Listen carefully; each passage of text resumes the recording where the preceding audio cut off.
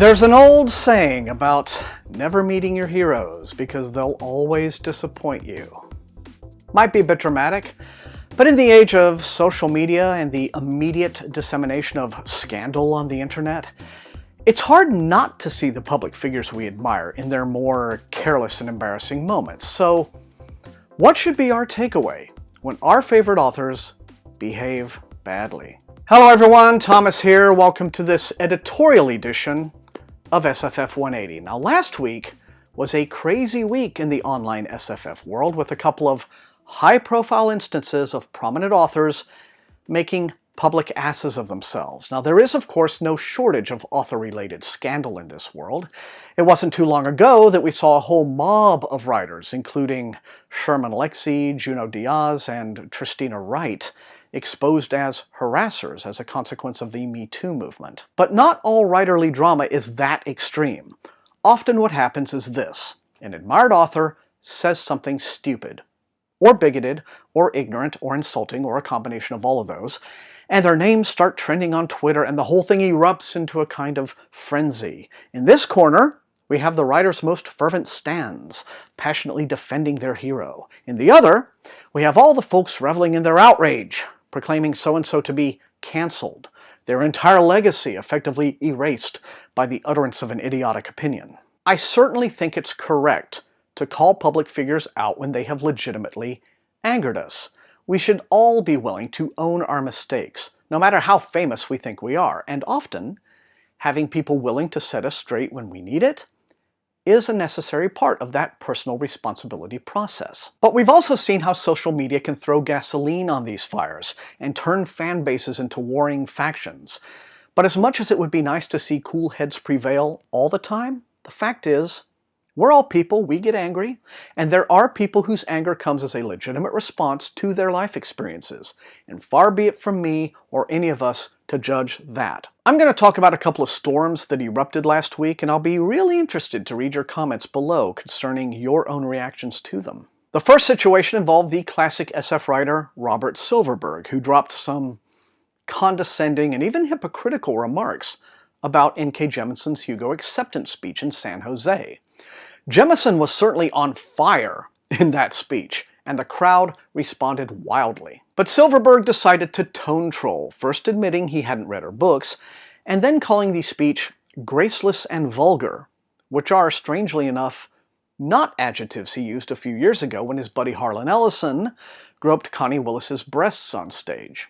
Nor did Silverberg's apparent aversion to vulgarity stop him from making dick jokes on stage in 2016. As I recall, George began by saying something like, "Joe Haldeman has a big one. Neil Gaiman has a big one." And we sat out there, shocked, aghast. But when he got on to Ursula Le Guin has two big ones, we knew what he was doing. Apparently it's only vulgarity when a black woman scores a historic best novel three-peat and decides to celebrate the absolute living shit out of it. And her speech was celebratory, despite the way some people have characterized it as angry. She was not merely, to use Silverberg's words, rehearsing the grievances of her people, which, by the way, is one hell of a racist choice of phrasing there. She was celebrating her personal triumph over those grievances, something Silverberg later acknowledged, while of course still choosing to scold her for it. In a lengthy post published at File 770 on November 27th, Silverberg said, "I would not presume to comment on her experience of having had racist and sexist obstacles placed in her career path. I have no doubt that she did face such challenges, and I'm sure the pain created by them still lingers. I in no way intended to add to that pain.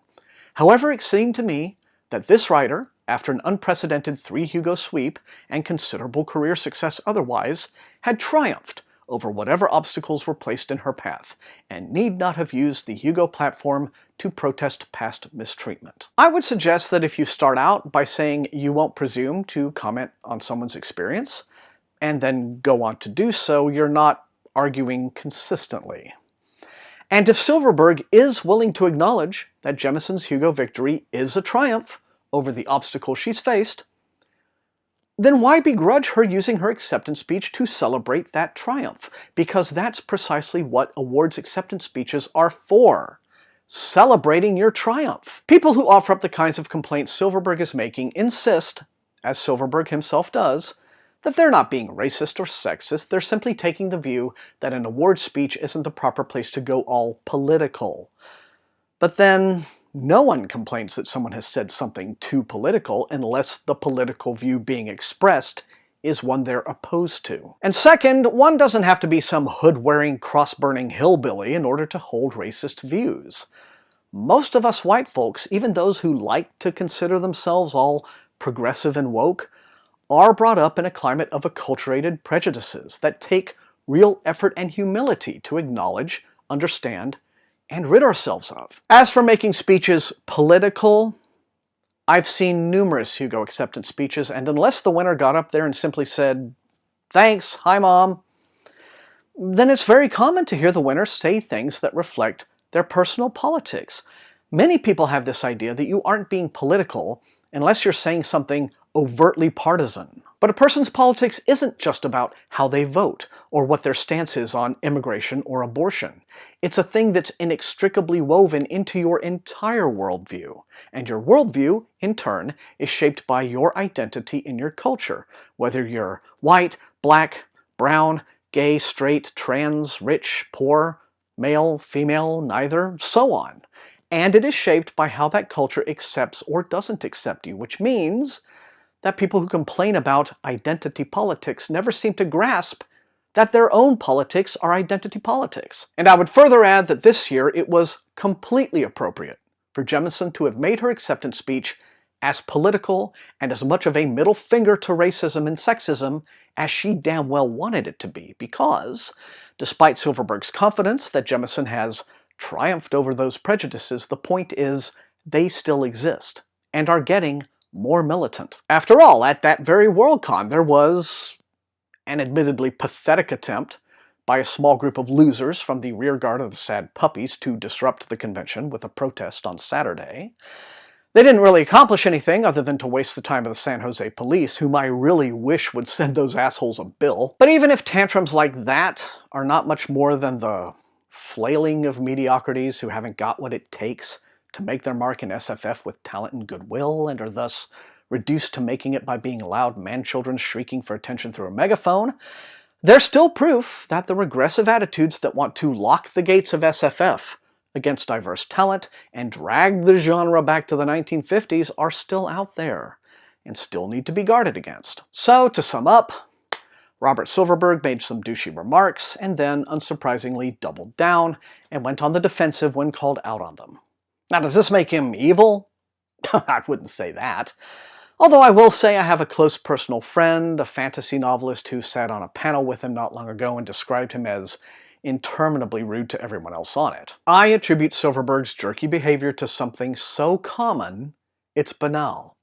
He's an old guy who is accustomed to a lifetime of acclaim from his peers and fans, whose relevance in his field is now fading, and who is observing times and attitudes around him changing, while he is either unable or unwilling to change with them fast enough to keep up. I have a whole shelf of Silverberg, and I've enjoyed many of his novels over the years. Books like Up the Line and Dying Inside and The Book of Skulls were brilliant and important works in their day. But I'm always baffled over why it is that when someone is approaching, 80, that some of them just can't deal with the obvious fact that a newer, younger generation with fresh ideas and more diverse backgrounds and experiences is rising fast to stand on the pedestal that used to be theirs, and that this is the natural order of things. Someday, some young writer will come along to kick N.K. Jemisin off that pedestal. And I don't see any intellectual inconsistency in admiring someone's body of work and the impact it's had on science fiction, while still being free to criticize misguided statements and opinions. If anything, that's intellectual integrity. There are some people in SF who want the genre to stay stuck in old ways from the old days, but I'm reminded of a line from some movie that I've already forgotten everything else about, where one character says, "Things aren't what they used to be," and another one says, "You know what? They never were." The second incident last week was, in most ways, wildly different, but in some specifics, very similar in the way it was handled. Surprisingly, the offending party this time was none other than current YA fantasy superstar Tomi Adeyemi, whose debut novel, Children of Blood and Bone, was easily this year's most heavily hyped YA fantasy sensation. On November 27th, the same day File 770 was running Robert Silverberg's piece, Tomi, quite out of the blue, posted a tweet in which she accused none other than Nora Roberts, yes, Nora Roberts, the monarch of romance fiction, of straight-up plagiarism. Nora, you see, is currently in the middle of her first adult epic fantasy trilogy, and the second volume has a title fairly similar to that of Tomi's book. Now, a quick search on Goodreads could have turned up many more books with variations of blood and bone in the title, but Tomi evidently didn't bother with that.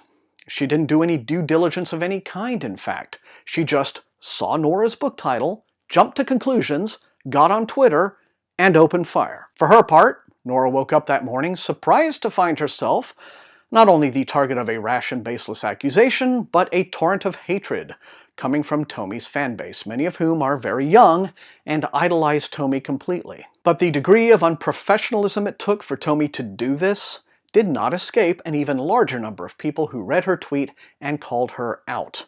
Now, there's so much Tomi did wrong here.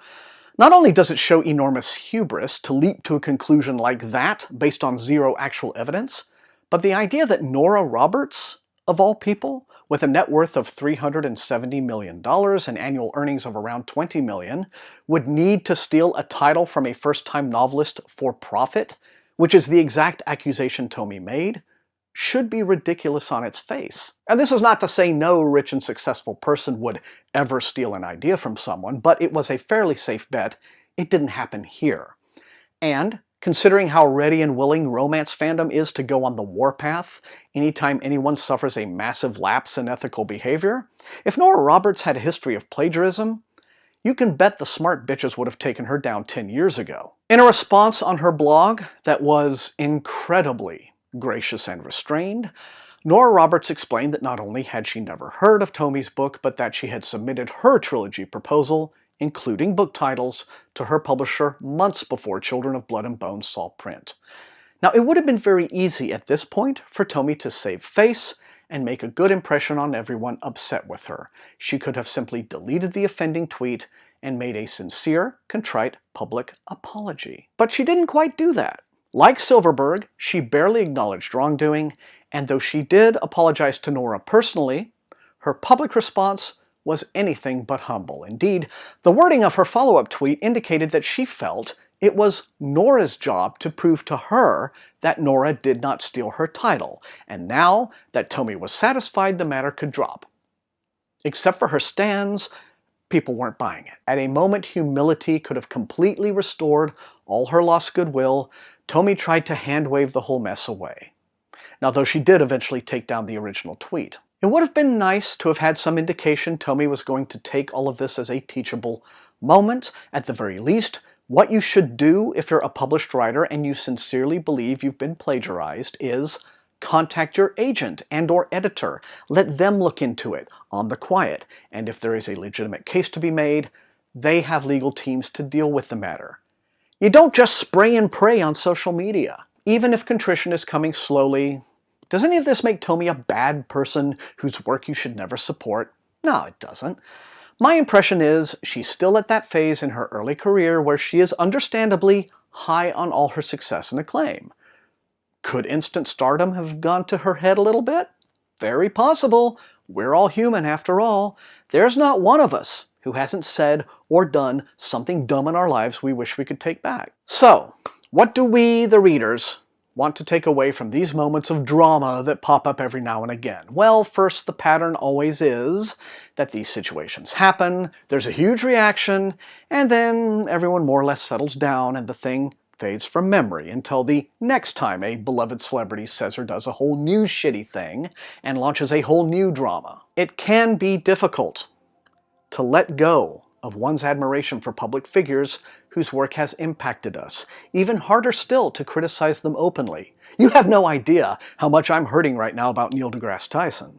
But once you get past the fanish outrage tweets and all that, what's valuable is that these situations can spark rational discussion and understanding, and perhaps a more realistic view of the all too flawed and human beings who nourish our fandoms with their creativity. But these are all my opinions. You let me know what you think down below in the comments. And if you enjoyed watching, please, as always, leave a like, share the video far and wide with all of your SFF reading friends, and above all, please subscribe. If you have not done so, that's how the channel grows.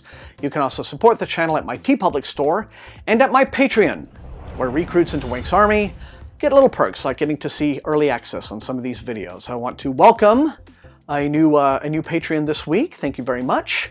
And I want to thank all of them for their additional added support. I want to thank you guys for being the very best viewers in all of BookTube. And until I see you all next time, I can't snap tonight. My fingers are weird. I don't get it. Anyway, happy reading.